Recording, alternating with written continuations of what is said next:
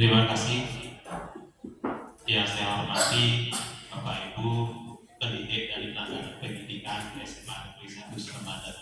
Om Swastiastu. Assalamualaikum warahmatullahi wabarakatuh. Selamat siang, salam sejahtera bagi kita semua. Bapak dan Ibu, terima kasih sudah hadir semua di ruangan ini dalam rangka kita melaksanakan salah satu program dari proses pendidikan calon guru penggerak teman kita yang saat ini sedang berproses, yang disebut dengan diseminasi mewujudkan budaya positif di sekolah. Selaku kepala sekolah, pada kesempatan ini izinkan saya menyampaikan mengapa program kegiatan guru penggerak itu penting, kemudian apa hubungannya dengan rapor pendidikan kita. Jadi saya menyampaikan hal itu karena ini semuanya berkorelasi secara positif. Apapun yang dilakukan oleh sekolah, intinya adalah peningkatan mutu. Peningkatan mutu itu terkait dengan proses belajar mengajar. Karena komponen yang lain kita sudah lakukan secara sinergi. Dalam konsep pendidikan sebagai sebuah sistem yang Bapak dan Ibu pelajari, mutu sekolah itu ditentukan oleh komponen-komponen yang saling mendukung satu sama lain, mulai dari faktor guru, kemudian kurikulumnya, kemudian juga peserta didiknya, sarana prasarananya, termasuk juga komunitas, dalam hal ini lingkungan-lingkungan positif yang ada di sekolah, dalam hal ini juga komunitas orang tua murid, termasuk juga kebijakan-kebijakan yang lain. Nah, sekarang terkait dengan rapor pendidikan Bapak dan Ibu yang kita lakukan dari 6 komponen yang Bapak dan Ibu nanti bisa lihat bersama, itu tahun ini kita sangat bersyukur, itu 4-nya sudah bernilai baik. Artinya semua komponen yang kita bangun itu berkontribusi positif terhadap peningkatan mutu kita yang ada sekarang di rapor pendidikan. Hanya 2 yang perlu sekarang kita tingkatkan, tetapi yang lain, yang 4 itu harus tetap kita pertahankan karena tidak boleh menurun, karena kita susah payah sudah mencapai itu. Nah, yang 2 itu apa? Kemampuan memoderasi murid, itu nilainya sedang, masih kuning. Yang berikutnya kualitas pembelajaran, itu nilainya masih sedang. Artinya sedang itu memang sesuai dengan idealisme sekolah, itu sudah sesuai dengan harapan. Tetapi kita tidak boleh puas. Dengan demikian, salah satu program Kementerian Pendidikan Kebudayaan, Riset dan Teknologi itu melalui program pendidikan guru penggerak, itu kita harus sambut secara positif dengan harapan bahwa semakin banyak Bapak dan Ibu ikut pendidikan itu, secara logika kita akan meningkatkan kualitas pembelajaran. Karena dalam proses itu sesuai dengan yang dilaporkan dan saya pantau, nanti Bapak dan Ibu yang menjadi peserta guru penggerak yang disebut dengan CGP, calon guru penggerak, itu menyelesaikan sejumlah modul, ada diklatnya, kemudian ada lokakarya di suatu tempat yang didampingi oleh stakeholder. Di sana ada pengajar praktiknya, kepala sekolah juga diundang, termasuk juga dari Balai Guru Penggerak Provinsi.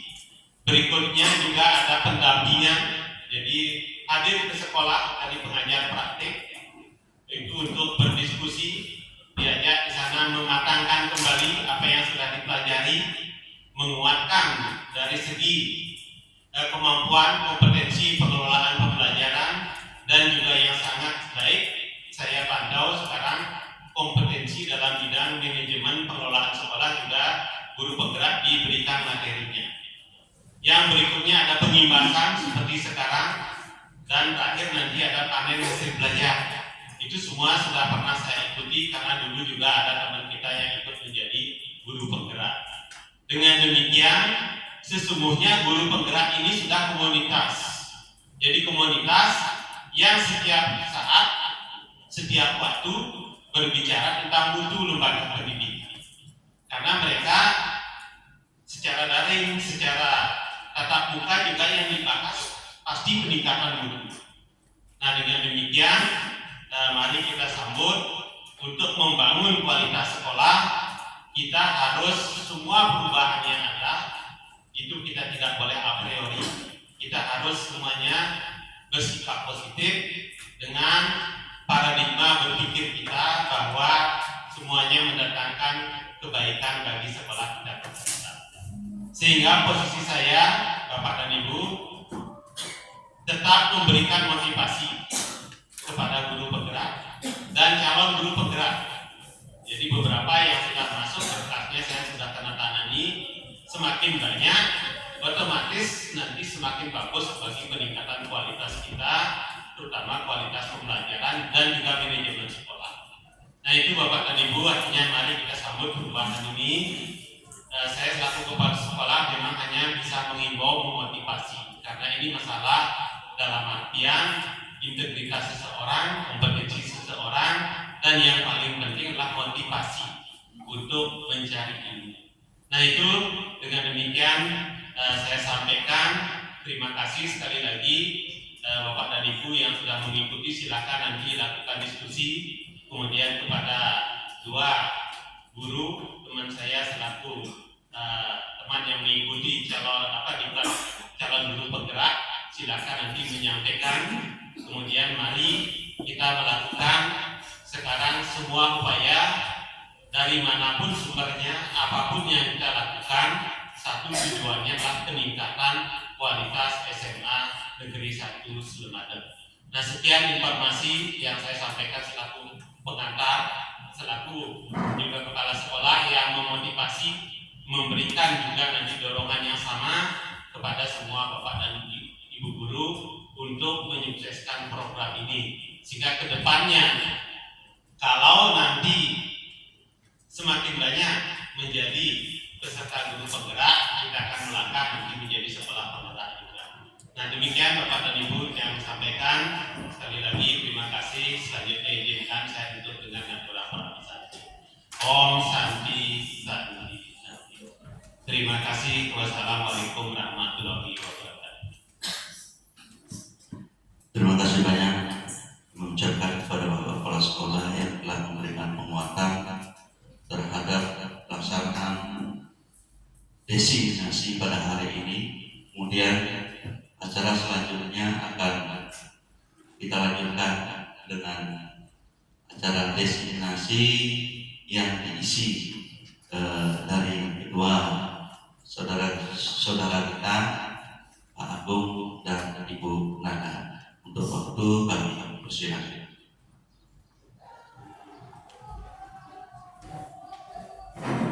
Jadi untuk Bapak dan Ibu mohon izin ini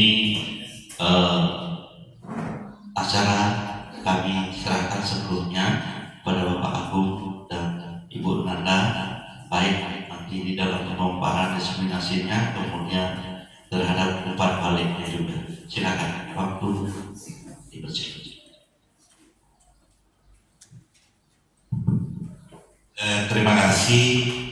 Ini adalah dukungan yang luar biasa dari Bapak Kepala Sekolah yang sudah memberikan ruang dan waktu bagi kami berdua sebagai calon guru penggerak angkatan 9 untuk melakukan pengimbasan bagaimana mewujudkan budaya positif yang ada di sekolah kita SMA Negeri 1 Slemadeg. Mudah-mudahan informasi yang kami bawa bisa membawa suatu perubahan besar bagi SMA kita ini.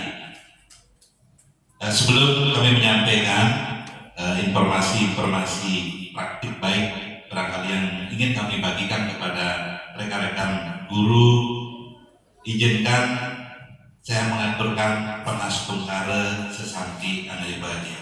Om Swastiastu. Assalamualaikum warahmatullahi wabarakatuh. Selamat siang, salam sejahtera bagi kita semua. Saya Agung Nyoman Wirya Doarsa, angkatan CGP angkatan 9, dan rekan saya Saya sendiri Nanda, calon guru penggerak angkatan 9 Kabupaten Tabanan. Pada kesempatan kali ini menyambung dari apa yang sudah disampaikan Pak Agung, kami berdua selaku calon guru penggerak terima kasih kepada Bapak Kepala Sekolah yang telah memberikan ruang dan waktu. Sebenarnya ini untuk memenuhi tagihan tugas kami, yaitu di bagian aksi nyata kami harus melakukan pengibasan terhadap seluruh warga di SMA Negeri 1 Semadat yang pada kali ini topiknya adalah mewujudkan budaya positif di sekolah seperti itu. Nah, adapun materi-materi bagaimana menunjang budaya positif yang ada di sekolah, dan tentu ini ada beberapa yang ingin kami berbagi dengan Bapak Ibu semuanya. Tentu yang pertama akan dijelaskan dulu tentang budaya positif oleh Bu Nanda. Baik, jadi budaya positif ini adalah salah satu modul yang kami pelajari dalam serangkaian pendidikan guru penggerak selama 2 bulan ini. Jadi dalam rangka menciptakan budaya positif, penerapan disiplin positif itu dipraktikkan untuk menghasilkan murid-murid yang berkarakter, disiplin, santun, jujur, peduli, dan bertanggung jawab. Kemudian oleh karena itu, setiap guru dan tenaga kependidikan memiliki kompetensi standar minimal, di mana mereka memiliki kesamaan visi serta nilai-nilai kebajikan yang dituju, serta upaya mewujudkannya dalam pembelajaran yang aplikatif yang mengupayakan pemberdayaan murid agar dapat menjadi pembelajar sepanjang hayat.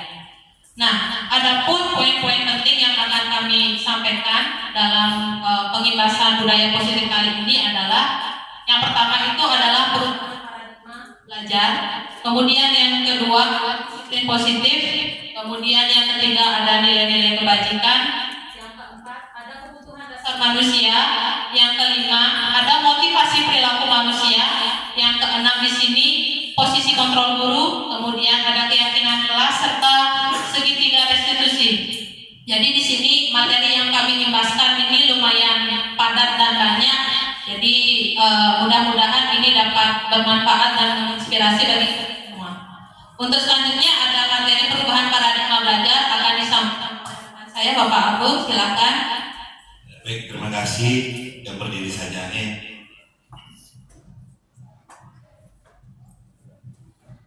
Bapak Ibu, ini yang saya dapat dari pendidikan calon guru penggerak itu adalah pembelajaran dengan paradigma baru. Ini kalau dia boleh sebut, kita sulit sekali melangkah. Ini seperti belenggu. Bagaimana sistem yang dulu sampai sekarang dengan ada perubahan kurikulum merdeka, tentu kita semua masih memberikan pembelajaran di kelas dengan ceramah, dengan metode yang masih terpusat pada kita sebagai guru. Nah, tentu perubahan ini yang susah sekali untuk kita bergerak, tapi perlu untuk melakukan inovasi. Tentu dalam pembelajaran kurikulum merdeka yang dicanangkan oleh Menteri Pendidikan, bagaimana kurikulum ini bisa berjalan dengan baik sehingga kami berdua yang sudah mengikuti calon guru penggerak ini diwajibkan untuk mengibaskan apa yang sudah kami dapatkan di pelatihan calon guru penggerak ini. Jadi paradigma baru yang dimaksud bagaimana kita nanti bisa melihat, menuntun anak-anak kita supaya mengerti kebutuhan belajar siswa. Ini kadang-kadang kita tidak kita tidak lakukan, masuk ke kelas kita belajar seperti yang sebelumnya berceramah. Nah, tentu hal inilah yang perlu untuk diperbaiki, kita benahi sehingga kita bisa mengerti apa sebetulnya kebutuhan dari siswa-siswa kita. Jadi yang sering mungkin Bapak Ibu sudah mengenal, bahkan mungkin sudah ada yang mempraktekkan bagaimana pembelajaran berdiferensiasi. Nah, ini berdasarkan pada pelaksanaan berdiferensiasi ini, tentu kita harus melihat kesiapan belajar anak. Kemudian bisa kita lihat dari minat belajar anak dan juga profil belajar. Kadang-kala kita juga harus mendesain muka kita nih di dalam proses pembelajaran ini sehingga kalau kita dilihat senang, enjoy, tidak ada apa semacam tekanan, proses pembelajaran akan bisa berjalan lebih baik. Nah, bagaimana pembelajaran berdiferensiasi itu juga ada beberapa tahapannya 3 cara. Yaitu yang pertama adalah konten materi yang bisa kita kita lakukan yang berbeda-beda. Jadi konten pembelajaran, materi pembelajaran ini kita desain sehingga anak-anak kita beragam, bisa mengetahui sesuai dengan kebutuhan belajar anak. Nah, tentu kebutuhan belajar anak inilah yang perlu untuk kita amati, observasi dengan melakukan diagnostik awal.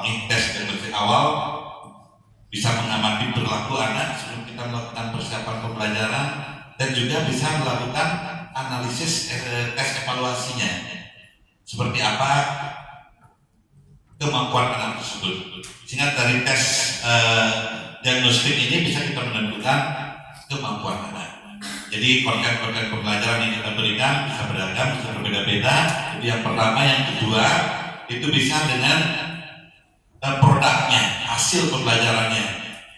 Kalau tagihan kita biasanya kita menuntut dalam tes, dalam hasil, misalnya bisa dalam bentuk teks, ini juga bisa kita rubah dalam bentuk video, bisa juga kita minta dalam bentuk poster, dalam bentuk gambar dan sebagainya. Sehingga konten perbedaan di produk, kita memberikan ruang kepada anak untuk dia bisa mencurahkan, mengeksplor, menyampaikan hasil belajarnya melalui beberapa yang kita berikan. Ini salah satu dalam proses pembelajaran berdiferensiasi yang bisa kita terapkan. Nah, kemudian ada tentang teori kontrol. Ini yang terkait mendalam sedikit apa yang kupas kepada Bapak Ibu masalah teori kontrol ini. Kemudian ada respon yang secara langsung. Biasanya kalau kita ketemu dengan anak seperti ini, respon kita langsung. Padahal sebetulnya kita memiliki, kalau di dalam pelatihan kita yang di guru penggerak ini ada teori kontrol. Jadi pendekatan yang bisa kita lakukan biasanya seperti ini. Ini ilustrasi saja. Guru mengontrol murid. Nah, kemudian kritik dan membuat rasa bersalah itu mampu menguatkan karakter. Padahal sebetulnya tidak. Ini kadang-kadang kita seringkali memaksakan kehendak kita, juga kadang-kadang kita sebagai guru sering membuat anak merasa bersalah. Kita kira itu mampu menguatkan karakter anak, tapi ternyata tidak. Nah, kemudian juga ada semua penguatan positif, efektif dan bermanfaat. Yang disebut dengan penguatan positif salah satu juga bujukan perayaan kita supaya kita arahkan anak menuju pada pemikiran kita. Padahal sebetulnya anak punya tujuan dan punya tujuannya sendiri-sendiri, sehingga kita tidak bisa kita paksakan sesuai dengan kemampuan kita. Inilah yang disebut dengan kita harus berubahnya paradigma ini. Memang sulit untuk kita terapkan, tapi kalau kita mau berbenah, yang kira lambat laun kita tidak akan berproses ke arah itu. Jadi ini lebih kepada psikologis kita. Nah, kemudian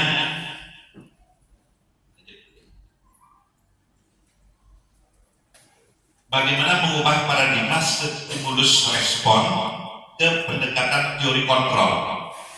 Nah, itu barangkali sudah Bapak Ibu pernah dengar atau mungkin membaca, di mana stimulus respon yang dimaksud di sini adalah bagaimana tindakan langsung seketika biasanya kalau kita menghadapi suatu permasalahan anak. Yang pertama itu kita menganggap semua kebutuhan kita itu sama. Apa yang kita inginkan anak semua yang beragam itu dianggap sama. Sebetulnya itu adalah kita realitas kenyataan dalam kehidupan itu semuanya berbeda-beda. Kemudian semua orang melihat hal yang sama. Setiap orang memiliki gambaran yang berbeda dalam teori kontrol kita. Nah, kemudian juga ada kita mencoba mengubah orang agar berpandangan sama dengan kita. Nah, ini mungkin Bapak Ibu sudah pernah merasakan juga bagaimana kalau kita mengajar di kelas, kita meminta latihan supaya sama keinginan kita. Itu tentu jauh dari harapan kita semua. Jadi kita berusaha memahami pandangan orang lain tentang dunia. Itu kalau dari teori kontrolnya. Nah kemudian perilaku buruk dilihat sebagai suatu kesalahan. Pendekatannya dengan teori kontrol adalah semua perilaku memiliki tujuan. Nanti mendalam sedikit, mendalam apa yang saya sampaikan, bahwa kadang-kala kita sempit sekali untuk kita berpikir karena respon yang ketiga, emosional kita juga berdampak sekali terhadap respon yang kita berikan kepada anak-anak kita sendiri, murid-murid kita sendiri. Sehingga disinilah yang perlu kita menjaga emosional kita, bahwa sebetulnya apa yang dilakukan oleh anak itu belum tentu bersalah. Tentu karena ada pengaruh-pengaruh karakter yang lain, kemudian juga kebutuhan dasar mereka yang tidak terpenuhi, ini juga bisa menyebabkan terjadinya proses seperti itu. Jadi pemikiran paradigma kita ini yang perlu untuk kita ubah. Nah kemudian saya bisa mengontrol orang lain. Teori pendekatannya adalah Anda tidak bisa mengontrol orang lain. Sama dengan mungkin yang berada ini, kalau saya sendiri, Bapak Ibu memegang suatu barang yang sangat berharga, mungkin pemberian dari orang tua yang harus dijaga. Nah kalau orang lain ingin membukanya, kira-kira kita berikan apa tidak? Nah ini adalah salah satu kendalinya ada di diri kita, kendalinya ada di tangan kita. Kalau kita lemah, mungkin kita buka saja. Nah, disiplin positif yang diharapkan dalam perubahan paradigma ini tentu kendalinya ada pada diri kita sendiri, tidak mudah untuk goyah dan sebagainya. Nah, kemudian pemaksaan ada pada saat bujukan gagal. Kemudian pendekatan teori kontrolnya kolaborasi dan konsensus menciptakan pilihan-pilihan baru. Nah, nanti kita sambungkan pada sedikit diskusi mengenai. Jadi di situ seringkali kita berhadapan dengan anak yang sendiri yang berhadapan dengan karena di siswaan itu kadang-kadang anak yang salah kita langsung, kok anak begini, awas kau melanggar peraturan. Nah itu sangatlah disalahkan. Sehingga kita harus mengubah paradigma itu menjadi sebuah perbaikan. Jadi disiplin positif yang dimaksud. Kemudian model berpikir menang kalah, model berpikir menang-menang. Nanti juga perlu untuk kita di dalam setiap emosional kita sendiri, kesabaran perlu, betul-betul kedewasaan diri. Sehingga komitmen kita, sekali lagi mohon maaf Bapak Ibu barangkali yang melewati batasan dalam berbicaranya. Jadi kita sendiri, guru kita sudah dipilih sebagai suatu komitmen kita yang bisa untuk kehidupan kita sendiri, dan tentu yang selalu mengajak untuk belajar sebanyak hayat. Kalau tanpa kita membenahi itu, yang kira banyak problem, banyak permasalahan yang ada. Karena disiplin sejatinya, kadang-kadang anak-anak juga menganggap disiplin itu sebuah peraturan seperti itu. Padahal disiplin inilah yang membuat sebuah kemerdekaan dalam diri. Tergantung memaknai kata disiplin pada disiplin positif ini. Nah, kita lanjut ke disiplin positif dan nilai-nilai kebajikan universal. Nah, yang seperti ini. Kalau misalnya kita bepergian mengendarai kendaraan bermotor, tentu kita membawa helm. Ini salah satu juga sebagai penjelasan terhadap kebajikan, nilai-nilai kebajikan, di mana kita membawa helm itu bukan karena takut ditangkap polisi, tetapi kita menjaga keselamatan diri kita. Nah, nilai-nilai seperti inilah yang ditumbuhkan dari murid-murid kita. Bukan berarti dia kalau nanti dia lewat di jalan pedesaan dia taruh helmnya karena tidak ada polisi, berarti dia masih ada pengaruh eksternal. Sama dengan peraturan-peraturan yang kita buat, kalau dia tidak tumbuh dari dalam dirinya, tentu kita akan berkali-kali menyampaikan peringatan, peraturan dan sebagainya, dan tetap anak tidak mau berubah. Nah, inilah yang sekiranya dari saran-saran yang diberikan dari guru dari fasilitator, pengajar praktik yang ada di guru penggerak untuk mengimbaskan bagaimana kita membuat, pertamanya nanti adalah Bapak Ibu wali kelas yang ada di yang mengajar akan membuat, kami ajak untuk membuat keyakinan kelas. Kalau sebelumnya namanya kesepakatan kelas, pada ini kesepakatan kelas, ini yang kita ubah menjadi keyakinan kelas. Jadi yang ada di dalamnya adalah nilai-nilai kebajikan universal. Nanti barangkali di sesi keyakinan itu nanti kita keyakinan kelas untuk dikupas lebih dalam lagi. Nah kemudian nilai-nilai kebajikan itu apa saja? Jadi ada nilai keselamatan diri yang sudah disebutkan. Kemudian kalau di kurikulum Merdeka itu sudah tertera pada profil pelajar Pancasila. Ada profil pelajar Pancasila. Kemudian menghormati orang lain, menghargai orang lain itu salah satu nilai-nilai kebajikan universal. Yang mana sama dengan kita tidak membuang sampah sembarangan. Bahkan kalau kita kantongin dulu plastik, tidak kita buang karena merasa beban kalau kita buang sembarangan. Ini karena ada nilai-nilai kebajikan itu.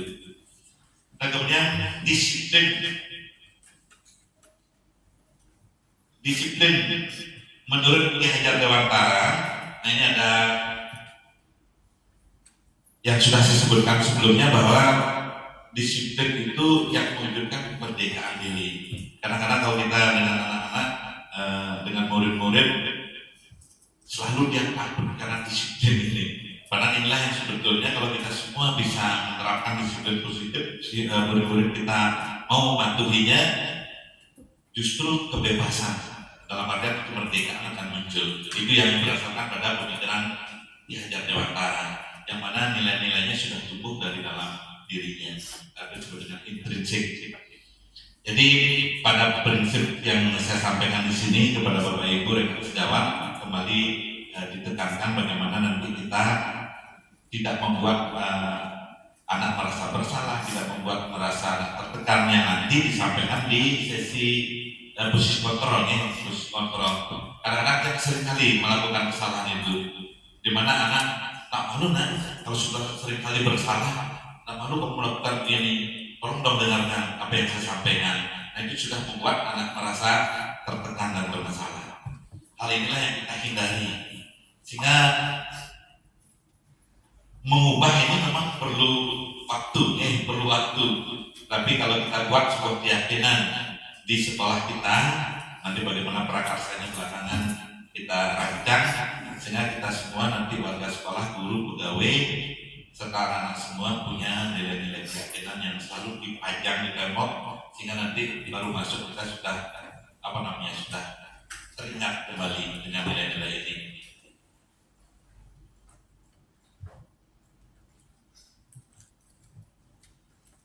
Nah, nilai-nilai kebajikan yang universal tadi sudah saya sampaikan tentang ada toleransi, rasa hormat, integritas, mandiri, menghargai, antusias, empati, dan lain sebagainya.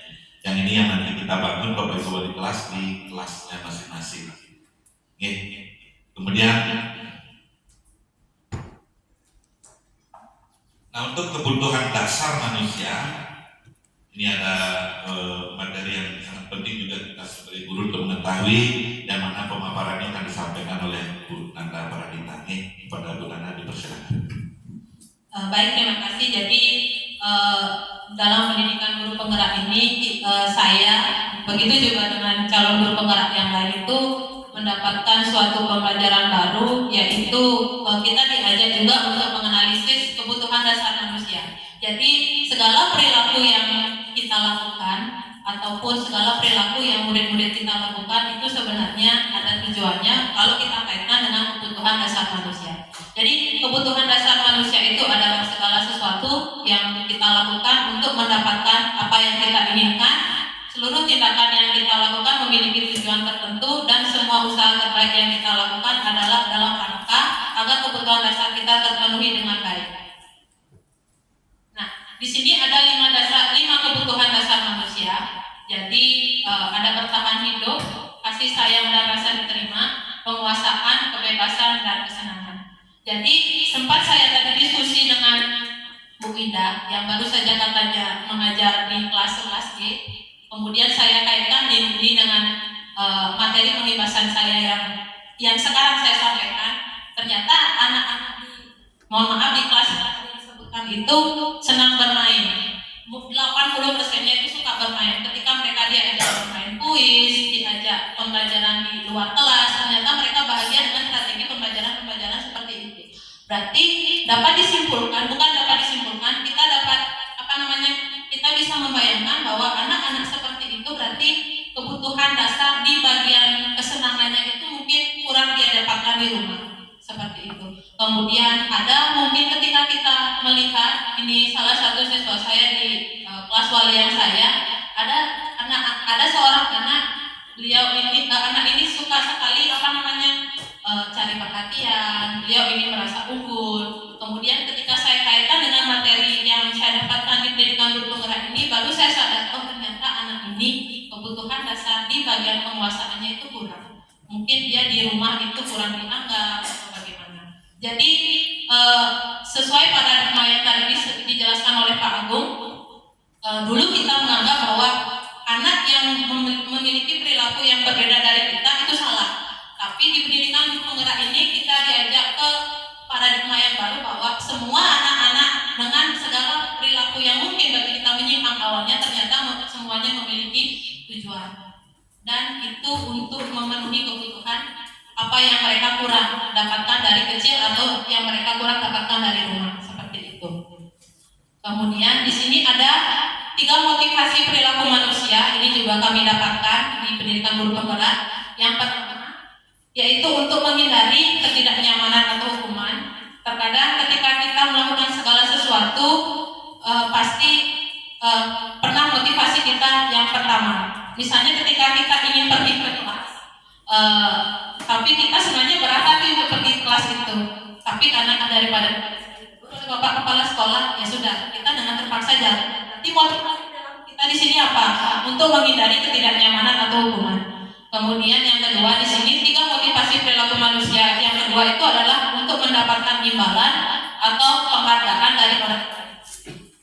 Nggak bisa dipungkiri kita juga pernah melakukan segala tindakan apa yang kita lakukan itu juga karena ada motivasi yang nomor 2 ini. Oh misalnya saya nanti mau ikut pelatihan ini apakah memang benar untuk belajar ataukah memang saya ingin dipuji oleh teman-teman lain, seperti itu. Kemudian motivasi yang ketiga adalah untuk menjadi orang yang mereka inginkan dan menghargai diri sendiri dengan nilai-nilai yang mereka percaya. Nah, 3 motivasi perilaku manusia yang pertama dan kedua itu cenderung motivasi ekstrinsik, yaitu motivasi yang didapatkan oleh dari luar dirinya sendiri. Sedangkan motivasi yang ketiga itu baru motivasi yang memang datang dari dirinya sendiri. Seperti itu 3 motivasi perilaku manusia. Nah, sekarang dari ketiga jenis motivasi tadi, motivasi manakah yang saat ini paling banyak mendasari perilaku murid-murid kita di sekolah, Bapak Ibu? Kalau mari kita diskusi dari ketiga motivasi tadi, kalau Bapak Ibu mengamati mana yang paling banyak yang mendasari perilaku murid-murid kita di sekolah? Yang nggak tahu atau bisa disimpulkan atau digeneralisir secara umum? Yang pertama ya. Oke, itu menurut Bapak Ibu ya. Jadi katanya dari ketiga jenis motivasi tadi, motivasi yang paling banyak mendasari perilaku murid-murid kita di sekolah itu adalah yang pertama, yaitu untuk menghindari ketidaknyamanan atau hukuman. Nah, sekarang tugas kita bagaimana untuk mengajak anak-anak agar berperilaku sehari-harinya itu sesuai dengan supaya mau dimotivasi yang ketiga, yaitu untuk menjadi orang yang mereka inginkan dan menghargai dirinya sendiri. Jadi tidak berdasarkan takut karena dihukum oleh Pak Agung, takut dihukum sama wali kelasnya dan lain sebagainya. Itu sekarang tugas kita. Sebenarnya inilah yang harus kami imbaskan ke Bapak Ibu tentang budaya-budaya positif seperti ini yang kita pelajari. Nah, menyambung lagi, jadi di sini kami juga juga akan membagikan apa yang sudah kami dapat. Kami juga mempelajari ada yang namanya restitusi. Jadi kita memiliki seperangkat aturan di sekolah. Jadi ketika siswa itu melanggar aturan yang sudah ada di sekolah, pastinya sesuatu harus kita lakukan. Biasanya tidak bisa dipungkiri yang sering kita lakukan itu adalah dengan cara hukuman dan konsekuensi. Kalau hukuman itu biasanya tidak terencana atau tiba-tiba, kemudian murid tidak tahu apa yang terjadi atau dilibatkan, kemudian bersifat satu arah dan berupa hukuman fisik atau psikis.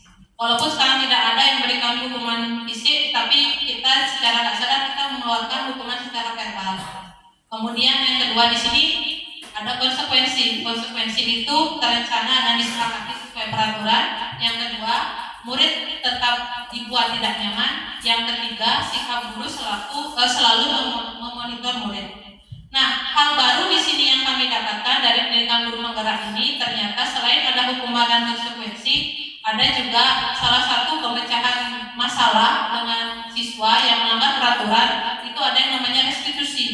Restitusi itu adalah proses menciptakan kondisi bagi murid untuk memperbaiki kesalahan.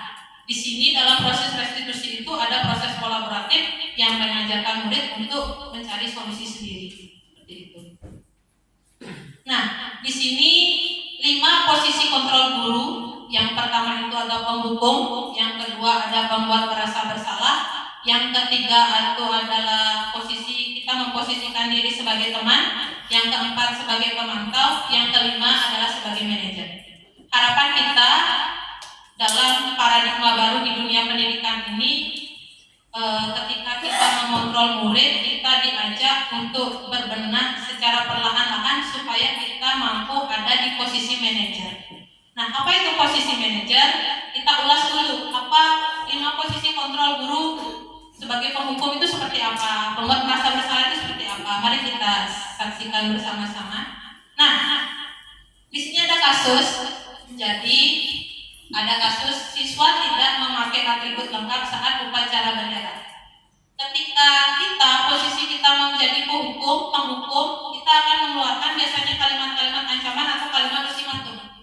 Hormat pada bendera selama 1 jam, berdiri di lapangan. Itu adalah posisi kita sebagai penghukum.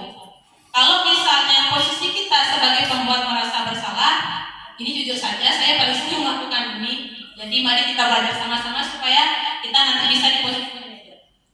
Biasanya kalimat-kalimat yang dikeluarkan ketika guru di posisi pembuat merasa bersalah itu adalah, berapa kali saya harus memberitahu kamu selalu saja membuat saya kecewa. Itu adalah posisi kontrol guru membuat merasa bersalah. Jadi guru itu tidak mengeluarkan kalimat yang kasar, masih kalimat yang lembut dan persuasif, tapi justru itu membuat murid merasa dirinya salah sekali, seperti itu, merasa tidak nyaman. Kemudian di sini ada posisi sebagai teman. Nah, ternyata kita kalau terlalu friendly itu sama anak-anak, yang mana anak-anak kita juga anak-anak remaja, ternyata kalau dari teori-teori yang kami pelajari ternyata tidak sepenuhnya bagus. Jadi dalam posisi teman itu, ya kita itu seperti temannya anak-anak, kita mengeluarkan kata-kata yang yang halus, yang tidak ada ancaman-ancaman, yang tidak ada mengeluarkan statement kita biasanya mengeluarkan kata-kata atau kalimat yang seperti layaknya teman. Ayo dong, ikuti aturan sekolah. Ya udah nggak apa-apa. Tolong bantu ibu atau bapak ya. Sekali ini saja.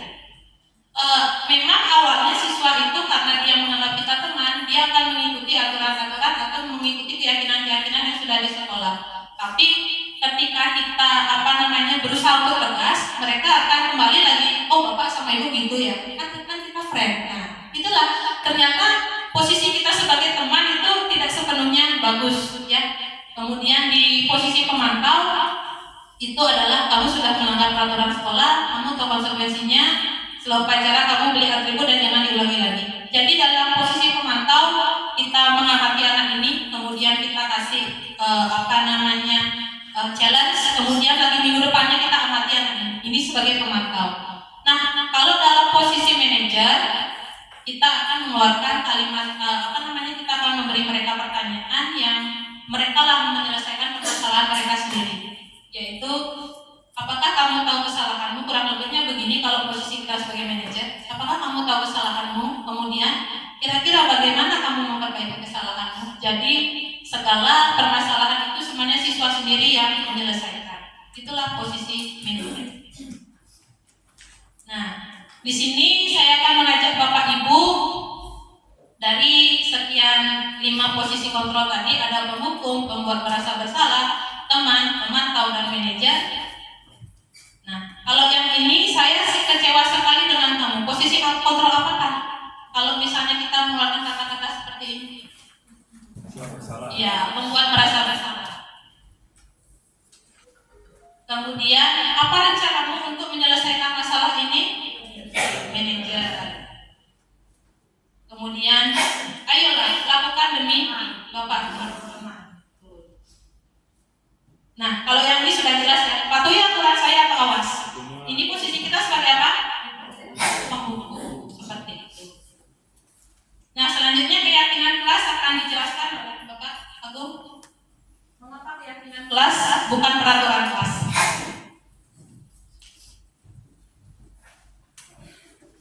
Terima kasih. Ini saya ingin sekali sebelum ke keyakinan kelas, ingin sekali berbagi. Baru tadi ini ceritanya, Bapak Ibu tahu anak ini. Tadi sempat saya marahi, ternyata khusus makan.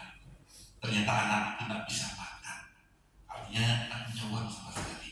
Dari rumahnya dia diberikan hanya seminggu ke 100.000. Dan dia menangis tadi, ternyata dia makan nasi pasir.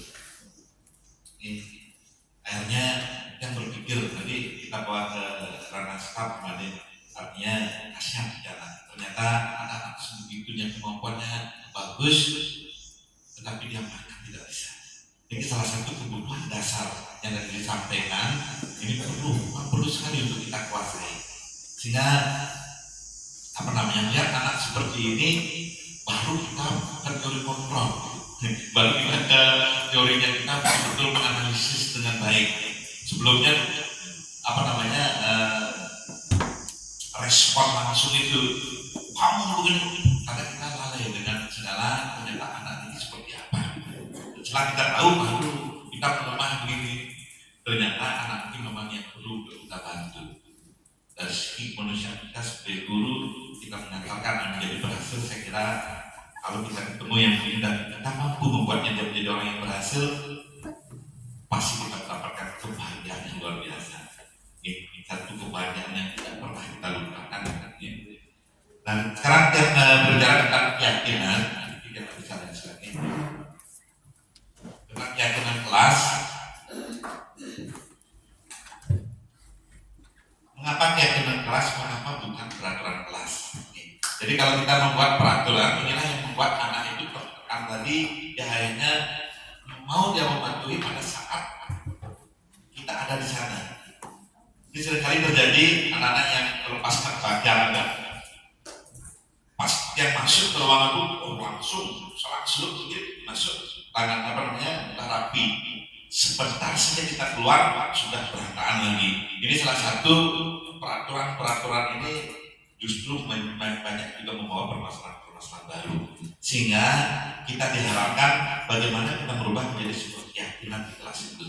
Nanti tugas Bapak Ibu wali kelas oleh Benyangan untuk membuat keyakinan kelas di kelas masing-masing sehingga menjadi satu pedoman yang nanti dipercaya oleh murid. Salah satu keyakinan kelas ini bentuknya abstrak, kemudian berupa pernyataan universal dibuat dalam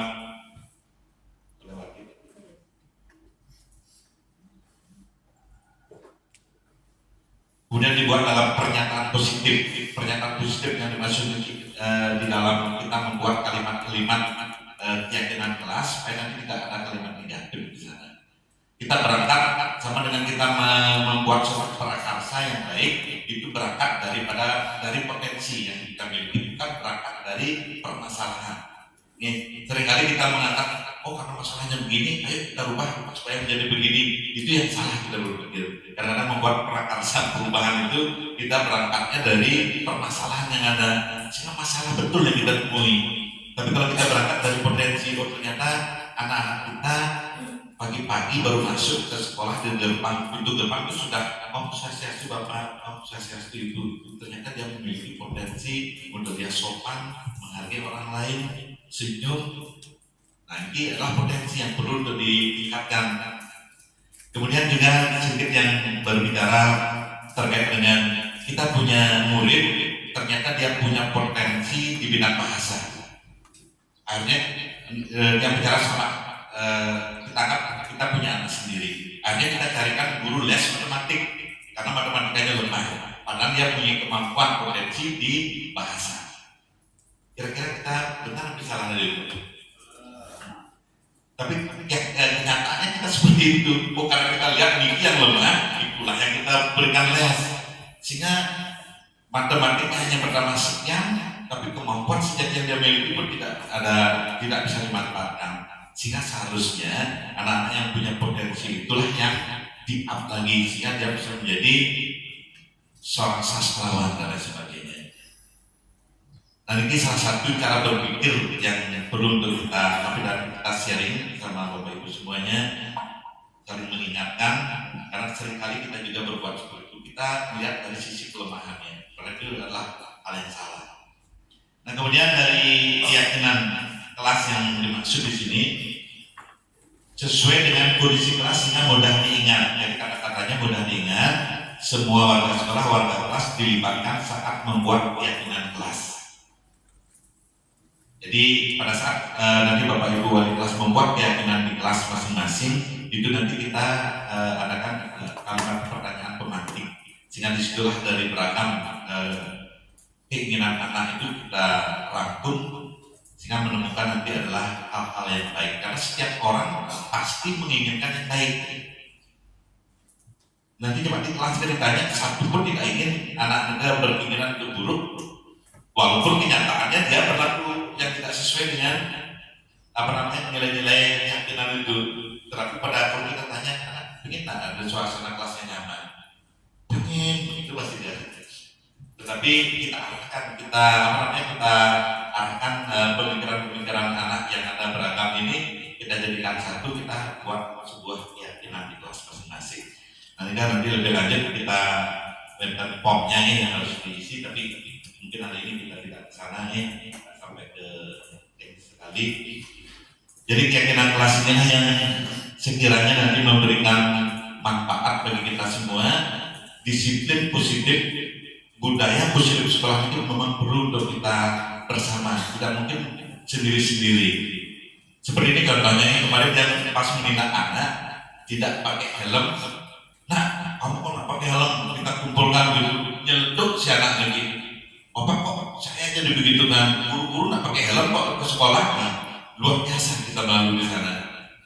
Dan yang kedua yang pernah saya lakukan, merokok. Saya lagi tangan dengan gitarnya menuju si anak, kok merokok di sekolah? Wah, ternyata dia menuding bapak merokok juga. Bikin kelemahan luar biasa nih. Hal inilah yang sendiri juga belum, tetapi mari kita melangkah saling mengingatkan. Jadi di mana posisi kita untuk hal-hal seperti itu. Memang kita tidak bisa menuntut hal yang seperti itu, tapi mungkin tidak di hadapan anak kita kelihatan seperti itu. Jadi sehingga kalau nanti membuat budaya positif itu kita berebut dulu bersama sehingga kita yakini itu bisa kita laksanakan. Kalau belum, ampunan. Artinya yang mana-mana yang memungkinkan itu bisa kita lakukan. Nah, jadi di perannya di sini adalah kolaborasi diskusi. Tanpa diskusi ini kalau kita hanya sendiri-sendiri, saya kira tidak akan berjalan dengan baik. Nah, keyakinan kelas salah satu yang sudah ditampilkan di di slide. Untuk keyakinan kelas 1, setiap anggota kelas perlu belajar. Itu salah satu kata-katanya. Kemudian setiap anggota kelas perlu senang. Setiap anggota kelas perlu melakukan tugas. Setiap anggota kelas perlu saling menghargai. Setiap anggota kelas perlu untuk merasa aman. Itu salah satu keyakinan kelas yang dibuat sebagai contoh. Kemudian kita bandingkan dengan keyakinan kelas di kelas 5 itu selalu bersikap positif, senantiasa menjadi diri terbaik, percaya dan menghormati orang lain serta barang miliknya, berkomitmen terhadap setiap tugas, senantiasa membantu. Nah ini salah satu kalau kita misalnya di kelas, seandainya ada hal-hal yang yang di luar dari tantangan itu, sehingga nanti kita bisa untuk mengantisipasi. Bisa untuk mengantisipasi. Misalnya anak yang berlaku negatif karena harus membuli temannya, berarti kita bisa menyarankan, mohon maaf anak, kenapa kamu berlaku seperti itu? Pasti ada alasannya. Nanti dia cerita begini-begini, terus apa yang kamu lakukan, apakah sesuai dengan keyakinan kelas kamu? Nah kalau tidak punya keyakinan kelas, kita bisa berbicara seperti itu. Yang dikira pentingnya metode yang segitiga resolusi yang sebentar lagi kita sampaikan, biar nyambung sehingga sistem penegakan disiplin positif itu bisa berjalan dengan baik apabila di kelasnya masing-masing sudah memiliki keyakinan kelas. Kalau tidak begitu kita tidak bisa. Kita coba kemarin, apakah kamu sudah sesuai dengan keyakinan kelasmu? Kadang-kadang tidak punya keyakinan kelas. Jadi dan pas membuat video hanya untuk baru pengibasan demonstrasi pertekstual, itu anakku begitu karena dia tak dapat tidak punya keyakinan di kelasnya.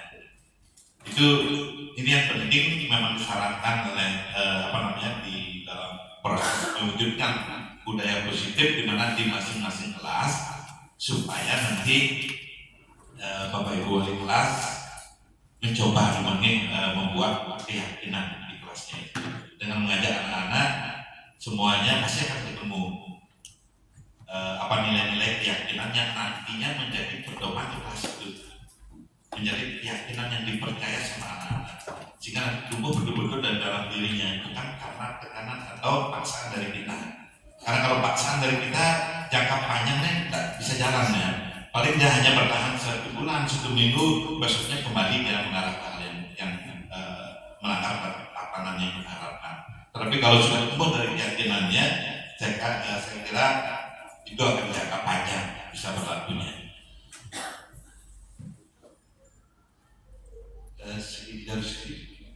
Untuk segitiga resolusi inilah yang nanti diharapkan dalam proses penyelesaian terhadap permasalahan anak. Tentu kalau kita menghukum, kita hindari sebisa mungkin supaya tidak menghukum anak. Tapi kalau itu ada kondisi tertentu, hal itu bisa terjadi. Tetapi kita upayakan posisi sebagai teman, posisi sebagai pemantau itu memang perlu kita lakukan. Tetapi yang terbaik adalah posisi sebagai manajer yang nanti menerapkan segitiga restitusi. Nanti segitiga restitusinya akan disampaikan oleh Bu Nana. Ini persilakan. Jadi saya akan menyampaikan segitiga restitusi. Jadi ini sedikit saja Bapak Ibu ya. Sedikit saja. Waktu sudah menunjukkan jam pulang. Jadi sedikit saja. Jadi segitiga restitusi itu adalah suatu proses dialog yang dijalankan oleh guru agar dapat menghasilkan murid yang bertanggung jawab. Jadi ini adalah pembelajaran yang kami dapatkan dalam serangkaian pendidikan guru penggerak ini. Jadi segitiga restitusi itu digunakan sebagai proses dialog ketika berhadapan dengan murid yang mungkin melanggar keyakinan kelas maupun peraturan keyakinan yang ada di sekolah kita. Nah, pada segitiga restitusi, hal yang pertama kita lakukan itu di depan murid adalah menstabilkan identitas. Jadi menstabilkan identitas itu adalah prinsip membuat kesalahan adalah bagian dari proses pembelajaran. Jadi ketika kita dihadapkan pada murid yang berperilaku tidak wajar, kalau dulu di paradigma yang lama mungkin kita akan menjudge murid itu, kita akan langsung memberikan hukuman atau konsekuensi yang ada. Tapi dalam proses segitiga restitusi ini kita akan mengajak berdiskusi, terutama di bagian menstabilkan identitas. Kita sebagai guru kurang lebihnya akan mengeluarkan kalimat-kalimat seperti ini: berbuat salah itu wajar, tidak ada manusia yang sempurna, ibu atau bapak juga pernah melakukan itu, kemudian kamu berhak merasa begitu, kemudian ibu atau bapak tidak mau mencari siapa yang salah, tapi ingin mencari solusi dari permasalahan ini. Kemudian pada tahap segitiga restitusi selanjutnya, yaitu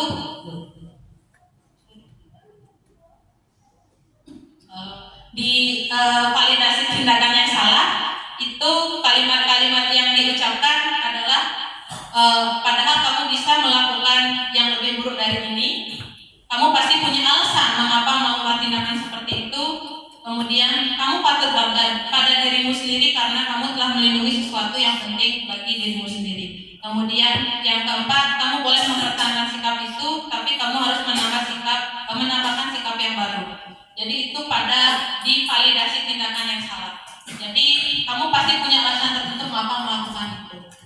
Kemudian di tahapan yang ketiga itu menanyakan keyakinan, yaitu apa yang kita percaya sebagai kelas atau keluarga, kemudian apa nilai-nilai umum yang kita telah sepakati. Jadi sebelum kita menyelesaikan permasalahan dengan anak dengan menggunakan segitiga restitusi, memang sebaiknya kita membuat dulu keyakinan kelas.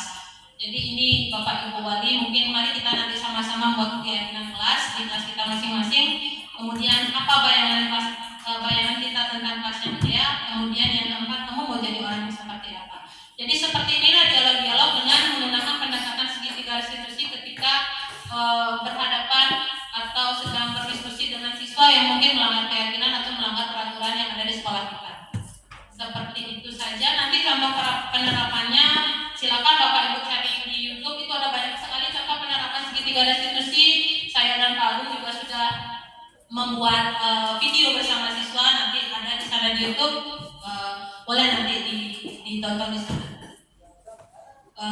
Jadi untuk penutup silakan Pak Agung. Terima kasih Bu Natali.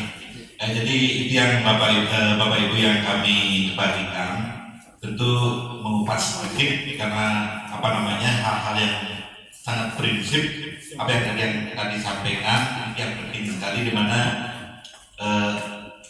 anak-anak yang kita perlakukan kadang-kala dia tidak salah, tapi karena keadaan yang memaksa dia harus seperti itu. Ini yang kita harus menyadari bersama.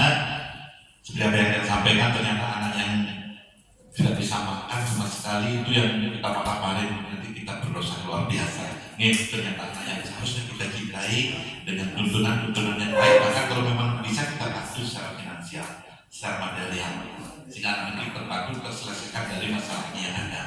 Nanti itu yang menjadi hal yang penting. Kemudian kita sering memberikan hukuman anak yang datang terlambat.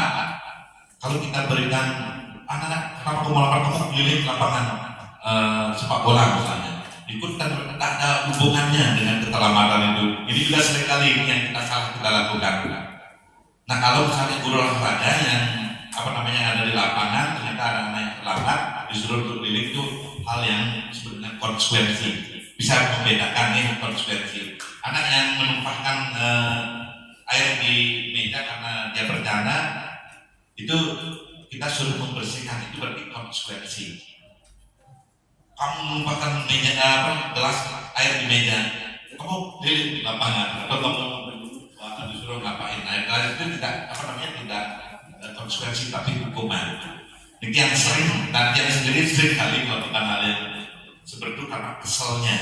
Nah hal inilah yang ingin sebetulnya kami berdua atas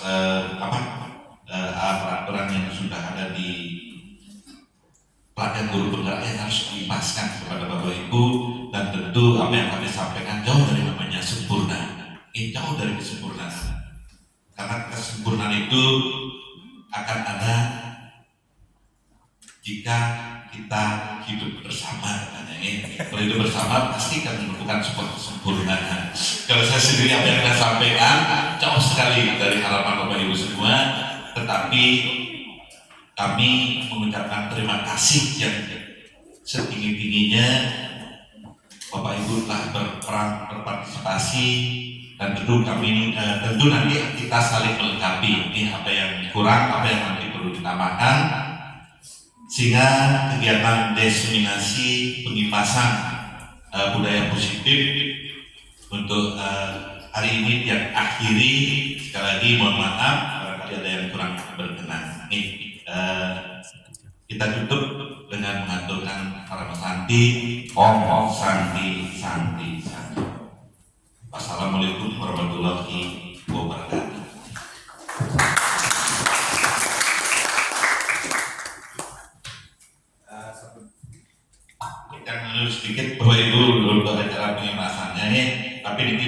umpan balik rekan-rekan ya, karena waktu barangkali nanti seiring waktu, sejalan dengan waktu, terus nih Bapak Ibu memberikan masukan-masukan untuk sekolah kita demi kemajuan kita bersama. Tentu ini sangat penting untuk kita terapkan bersama. Itu semua.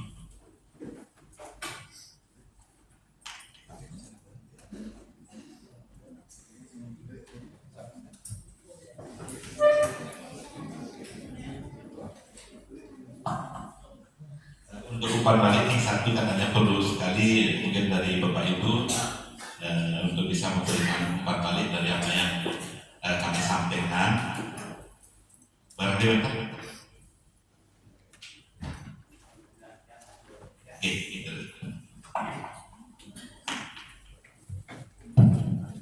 Bapak dan Ibu, mohon izin saya mengisi beberapa update saja. Terus dari